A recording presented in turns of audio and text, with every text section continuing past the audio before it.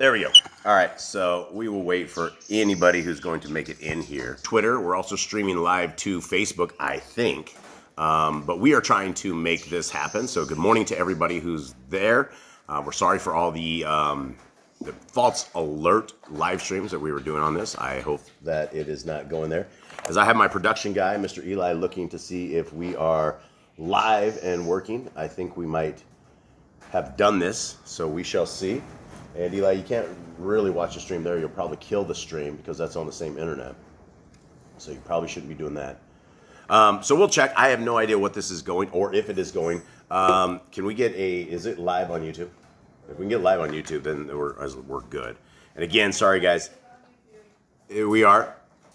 All right, so I guess we're live. So this is what you call debauchery with multi-streaming. And I guess we'll begin something like this. Hi, everybody. My name is Jason. I'm Caden. I'm Jaden. And we are the Yahuwah and the Torah channel, and we are trying our best at getting this multi-streaming platform to work. And we don't know if it is or not. So from here, what we will do is we will go over what we are going over. Guys, assuming this is streaming, can you guys please give me a breakdown of where we are? First of all, for anybody who doesn't know, because this may actually be going to a couple different platforms, we are the family who believes that the laws, statutes, and commandments that are found in Genesis, Exodus, Leviticus, Numbers, and Deuteronomy are the guide for all life. It's the greatest things that we can ever have that have been given to us by the creator of the universe. And it is the way, when you read scriptures, that we find the kingdom to come. The kingdom to come, we've all been tricked with a word called religion. And in this word called religion, everybody seems to go contrary to what scriptures say. Say, for instance, there's a group of religions out there that believe that all of the laws are gone. And when the laws are gone, they believe they can eat whatever food they want to eat. And the first time you bring this up to anybody, they get very angry. Because we have all been indoctrinated. We've all been brought up in what can only be described as a man-made religion. And when we are in man-made religions where we do not worship on the right day, where we eat unclean foods and we say that all food has been made clean, which is contrary to the scriptures.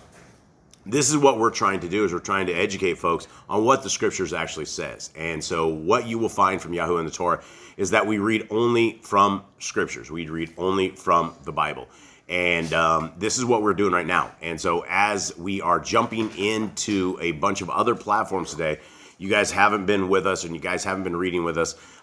We encourage you guys to read other places with us as well. All of the previous videos are on YouTube.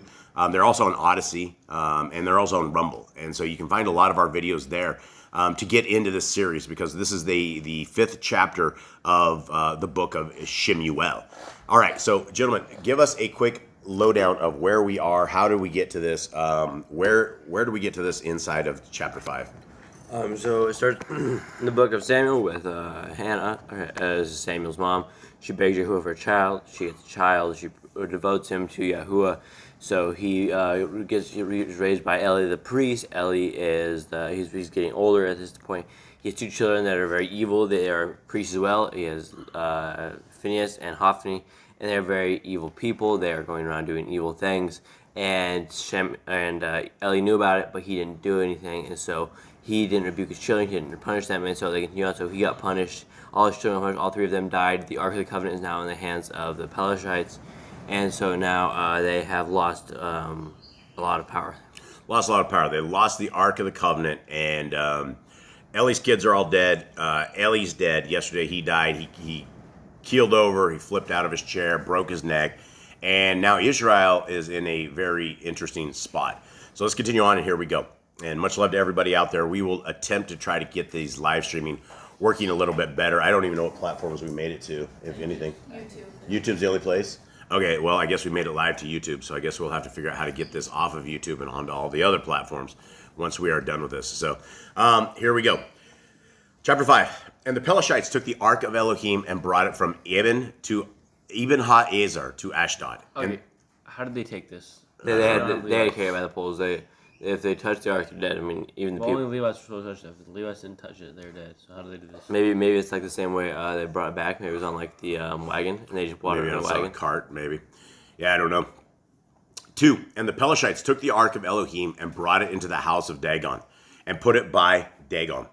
And for those who do not know, Dagon is a god. It's an idol. It's an idol. It's a fish god, actually. And the Roman Catholic Church is the ones that actually have a little hat of Dagon. And so all the priests, they have this like, it's not even a hat. It's like, I don't even know how to describe this hat. It's like a top hat that's squished at the top. It looks like Looks like a squid's head. Yeah, it looks like a fish head on it. And so that's who Dagon is. Okay, so 3. And the Ashdodites rose early in the morning and saw Dagon fall on his face to the ground before the ark of Yahuwah. So they took Dagon and put it in its place again. And they arose early the next morning and saw Dagon fallen on its face to the ground before the ark of Yahuwah, and the head of Dagon and both the palms of its hands cut off on the threshold. Only Dagon itself was left of it. That is why, to this day, the priests of Dagon and all who come into Dagon's house do not tread on the threshold of Dagon in Ashdod. So, this is now like what twice this happens to them, and they see that the person that worships their mighty one is bowed down before this ark, and not only that, but then he starts getting his body parts cut off. His hands were cut off. Yeah, palms were cut off. And so now they got to be wondering: is this sabotage, or is this happening because of this ark? What kind of powers are at play here? Yeah, definitely. Okay, 7.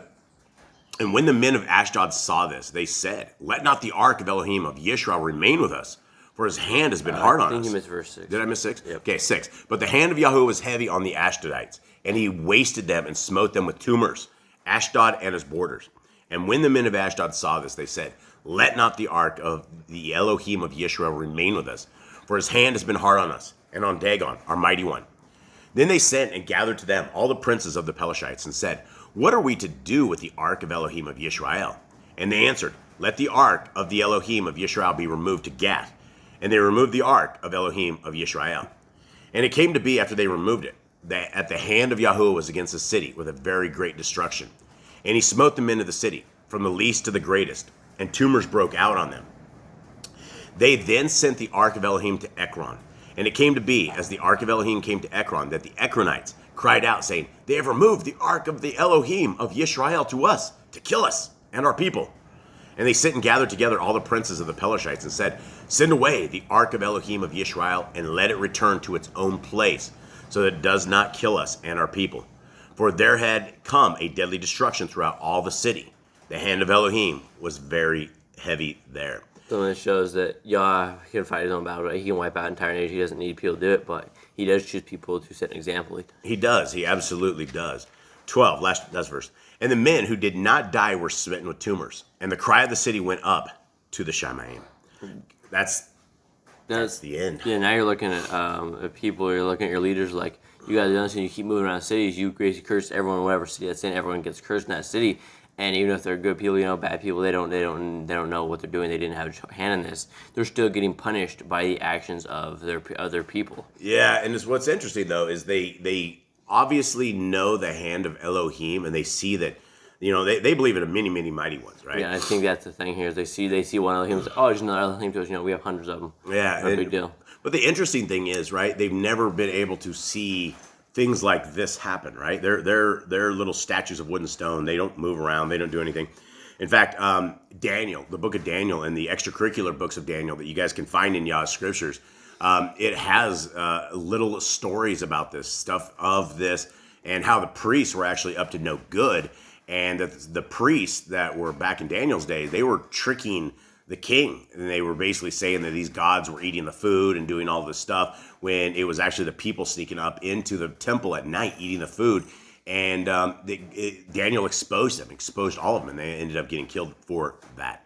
So with that, everybody, we hope that you guys have a wonderful day. It appears that streaming only went to YouTube, so we'll have to get this off YouTube in about 5 hours when it actually appears for us, and then we will put it to the rest of the platforms.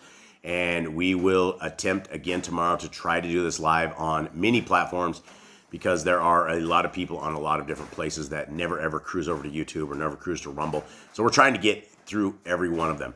So with that, guys, we hope that you guys have a wonderful day. We thank you guys very, very much for being part of our little clan here, and we love y'all. Hi, Carla. And hi, Carla. Much love to you, dear sis. Thanks for hanging out. If you're still out there, and to anyone out there, we don't know who's actually all up in this. Just Carla right now. Just Carla. And so much love, Carla. Big hug to Joey. See you guys later. All right.